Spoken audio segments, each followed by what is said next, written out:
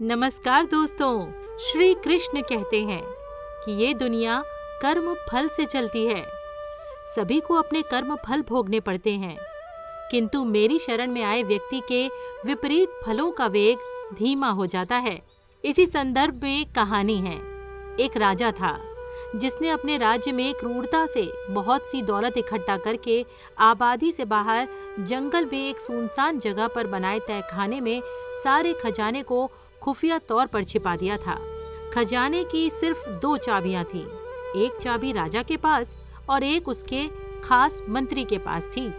इन दोनों के अलावा किसी को भी उस खुफिया खजाने का राज मालूम न था।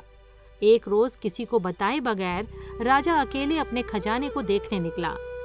तहखाने का दरवाजा खोलकर अंदर दाखिल हो गया और अपने खजाने को देख देख कर खुश हो रहा था और खजाने की चमक से सुकून पा रहा था। उसी वक्त मंत्री भी उस इलाके से निकला और उसने देखा कि खजाने का दरवाजा खुला है। वो हैरान हो गया। उसने ख्याल किया कि कहीं कल रात जब मैं खजाना देखने आया था तब शायद खजाने का दरवाजा खुला रह गया होगा। उसने जल्दी जल्दी खजाने का दरवाजा बाहर से बंद कर दिया और वहां से चला गया।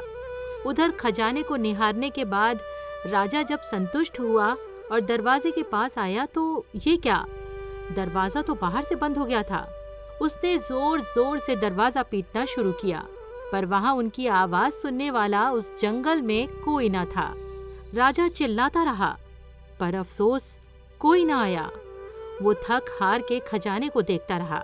अब राजा भूख और पानी की प्यास से बेहाल हो रहा था, पागलों सा हो गया। वो रेंगता रेंगता हीरों के संदूक के पास गया और बोला, ऐ दुनिया के नायाब हीरो, मुझे एक गिलास पानी दे दो। फिर मोती, सोने, चांदी के पास गया और बोला, ऐ मोती, चांदी, सोने के खजाने, मुझे एक वक्त का खाना दे दो। राजा को ऐसा लगा कि हीरे मोती उसे बोल रहे हों कि तेरी सारी जिंदगी की कमाई तुझे एक गिलास पानी और एक समय का खाना नहीं दे सकती। राजा भूख से बेहोश होकर गिर गया। जब राजा को होश आया तो सारे मोती हीरे बिखेर के दीवार के पास अपना बिस्तर बनाया और उस पर लेट गया। वो दुनिया को एक पैगाम देना चाहता था, लेकिन उसके पास कागज और कलम नहीं थी। राजा ने पत्थर से अपनी उंगली फोड़ी और बहते हुए खून से दीवार पर कुछ लिख दिया। उधर मंत्री और पूरी सेना लापता राजा को ढूंढते रहे, पर बहुत दिनों तक राजा ना मिला तो मंत्री राजा के खजाने को देखने आया। उसने देखा कि राजा हीरे जवाहरात के बिस्तर पर मरा पड़ा है और उसकी लाश को कीड़े मकोड़े खा रहे थे। राजा ने दीवार पर खून से लिखा हुआ था, ये सारी दौलत एक घूंट पानी और एक निवाला नहीं दे सकी। यही अंतिम सच है। आखिरी समय आपके साथ आपके कर्मों की दौलत जाएगी। चाहे आप कितनी भी बेईमानी से हीरे, पैसे, सोना, चांदी इकट्ठा कर लो, सब यहीं रह जाएगा।